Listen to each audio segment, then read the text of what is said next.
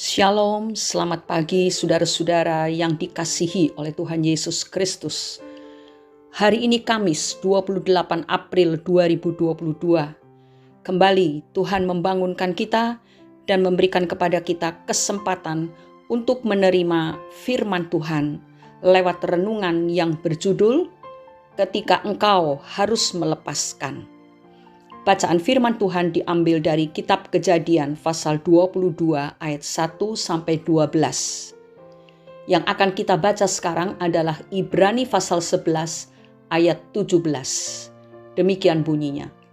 Karena iman, maka Abraham tatkala ia dicobai mempersembahkan Ishak. Ia yang telah menerima janji itu rela mempersembahkan anaknya yang tunggal. Saudara-saudara, cerita tentang kerelaan Abraham mempersembahkan Ishak, anak satu-satunya dari Sarah, akan selalu menjadi kisah menarik yang syarat pembelajaran iman. Ishak adalah anak yang dijanjikan Allah kepada Abraham, di mana melalui anak tersebut akan lahir keturunan sebanyak bintang di langit dan pasir di laut. Jika kita berada pada posisi Abraham ketika Allah meminta Ishak, tentu akan terjadi gejolak dalam jiwa kita. Tetapi Abraham tidak berbantah dengan Allah. Ia bersedia, bahkan rela mempersembahkan anak tunggalnya itu. Sungguh benar pernyataan yang mengatakan, janganlah memegang sesuatu terlalu erat, agar kita tidak merasakan sakit ketika harus melepaskannya. Saudara, kita sering menyalahkan keadaan, menyalahkan orang lain, atau menyalahkan Tuhan ketika sesuatu diambil dari hidup kita.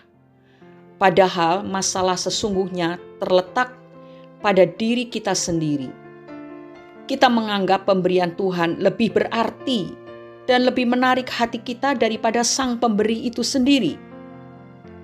Hati manusia lebih melekat kepada harta benda atau pemberian-pemberian Tuhan lainnya. Mengenai masalah kepemilikan ini, A.W. Tozer dalam bukunya The Pursuit of God menuliskan, jauh di dalam hati manusia ada suatu tempat yang hanya layak ditempati oleh Tuhan. Di dalam diri manusia itu ada Tuhan. Di luarnya ribuan anugerah pemberian dari Tuhan dicurahkan kepadanya. Tetapi dosa telah mengacaukan semuanya dan membuat pemberian Tuhan itu menjadi sumber kehancuran jiwa. Kehancuran ini berawal ketika Tuhan dipaksa keluar dari tempatnya, yaitu di dalam diri kita, dan tempatnya itu digantikan oleh pemberian-pemberiannya. Karena itu saudara, kita perlu memperhatikan beberapa bagian dalam hidup kita yang menuntut adanya sikap yang benar dari diri kita terhadap bagian-bagian tersebut. Yang pertama adalah tentang harta benda. Ayub adalah teladan yang benar di dalam menyikapi kehilangan harta bendanya. Musibah itu tidak membuatnya kecewa dan marah kepada Tuhan. Sebaliknya ia menunjukkan sikap hatinya ketika ia berkata, dengan telanjang aku keluar dari kandungan ibuku. Dengan telanjang juga aku akan kembali ke dalamnya. Tuhan yang memberi, Tuhan yang mengambil. Terpujilah nama Tuhan. Ayub 1 ayat 21. Bagian yang kedua adalah hubungan. Hubungan yang manis tidak selamanya bisa bertahan. Suami, istri, anak, orang tua, dan sahabat sewaktu-waktu bisa diambil dari kita. Situasi bisa berubah tanpa kita duga, dan kita harus siap dengan segala kemungkinan ketika suatu waktu kita dituntut untuk melepaskan genggaman kita dan rela kehilangan. Yang terakhir, ketiga, impian-impian. Impian memacu kita untuk berusaha. Kita ingin mencapai sesuatu. Ada target yang hendak kita raih. Orang yang terlalu menggenggam erat impian itu akan terluka ketika ternyata ia tidak bisa dan tidak berhasil mencapai impiannya. Saudara-saudara, kita perlu belajar seperti Abraham maupun Ayub yang melakukan tindakan iman dengan tidak menggenggam erat apa yang ada pada mereka. Mungkin ada beberapa di antara saudara yang bertanya-tanya, bagaimana caranya kita belajar untuk bersikap seperti Abraham. Untuk itu kita baca ulang Ibrani pasal 11 ayat 17, tetapi kali ini sampai ayat ke-19. Demikian bunyinya. Karena iman maka Abraham tatkala ia dicobai mempersembahkan Ishak, ia yang telah menerima janji itu rela mempersembahkan anaknya yang tunggal. Walaupun kepadanya telah dikatakan, keturunan yang berasal dari Ishaklah yang akan disebut keturunanmu. Karena ia berpikir bahwa Allah berkuasa membangkitkan orang-orang sekalipun dari antara orang mati, dan dari sana ia seakan-akan telah menerimanya kembali. Saudara-saudara, kuncinya adalah ayat 19. Ia berpikir bahwa Allah berkuasa membangkitkan orang-orang sekalipun dari antara orang mati. Jadi pada waktu Tuhan Allah meminta agar ia mempersembahkan Ishak, maka dengan rela ia melepaskan Ishak. Sebab dia percaya, karena itu dia berpikir, karena dia percaya bahwa Allah berkuasa membangkitkan Ishak sekalipun Ishak dikorbankan, mati artinya, di atas mezbah itu. Allah tetap bisa membangkitkan Ishak, sehingga Abraham menerima Ishak itu kembali dalam keadaan hidup. Saudara-saudara, apa yang kita pikirkan itu sangat penting. Dan pikiran ini dipengaruhi oleh apa yang kita percayai. Kalau kita percaya kepada Tuhan sepenuh-penuh kekuatan kita, sepenuh-penuh pikiran kita, maka kita yakin, sangat yakin bahwa Allah sanggup melakukan mujizat. Kalau kita perhatikan, tidak ada sedikit pun kekhawatiran dan keraguan-raguan dan pertanyaan-pertanyaan yang disampaikan oleh Abraham, kenapa kok diminta lagi? Kenapa harus dikorbankan? Tidak ada. Itu karena dia memiliki kepercayaan yang 100% kepada kuasa Allah. Mari kita periksa, sudahkah kita mempercayai Allah sebagaimana Allah itu ada?